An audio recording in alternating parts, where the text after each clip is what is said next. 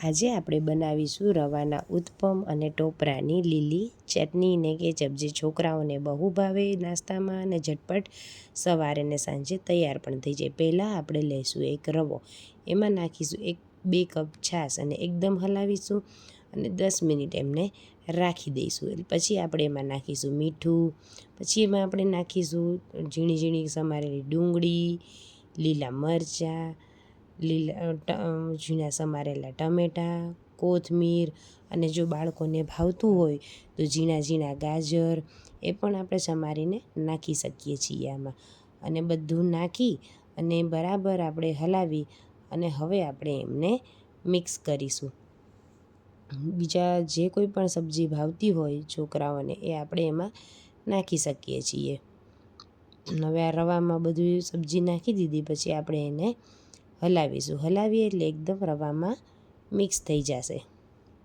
રવામાં બરાબર મિક્સ થઈ જાય ત્યાર પછી આપણે એમને લોઢી પર પાડીશું અને બરાબર મિક્સ કરીએ, જેથી રવો લોઢી ઉપર પડે તો ઉપર સબ્જી ના રહે.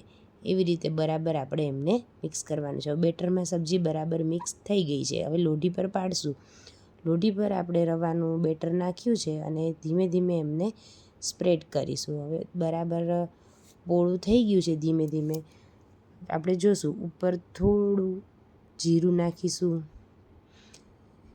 લાલ મરચું છાંટીશું અને મીડિયમ તાપે ગેસને આપણે ચડાવીશું. હવે ઉપર થોડું થોડું ચડી ગયું છે, પછી તવેથાથી ઉખાડીને આપણે ફેરવી લઈશું. એક સાઈડ બરાબર ચડી ગયું છે, બીજી સાઈડ ચડવા દઈશું. ત્યાં આપણે ટોપરાની ચટણી તૈયાર કરીશું.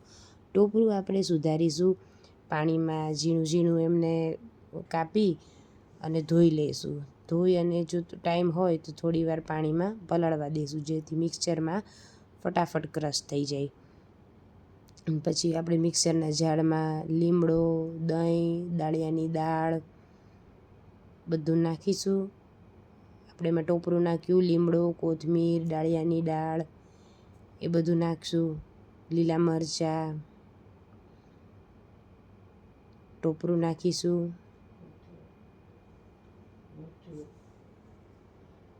દાળિયાની દાળ, લીલા મરચાં, લીમડો,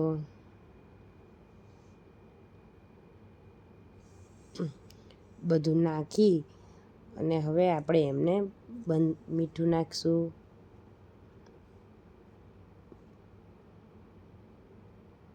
મીઠું જરૂરિયાત મુજબ નાખવાનું. બધું નાખી અને મિક્સ કરીને તૈયાર છે આપણી ચટણી. અને ગેસ ઉપર તેલ મૂકી એમાં રાઈ અને લીમડો નાખી અને ચટણી ઉપર વઘાર નાખવાનો અને એકદમ હલાવી નાખવાની,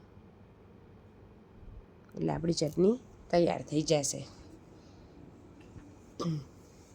અને ચાખી લેવાની, જરૂરિયાત મુજબ મીઠું નાખવાનું છે આપણે એમાં. હવે આપણે એક સાદા વાસણમાં, કોઈ બી વાસણમાં આપણે ચટણીને કાઢી લઈશું. બરાબર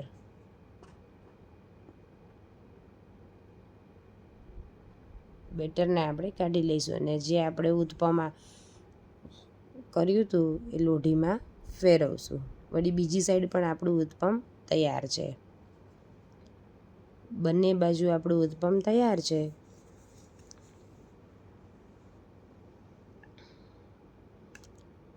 બીજી સાઈડ પણ આપણું ઉત્પમ તૈયાર છે. હવે આપણે એમને સર્વ કર્યું છે.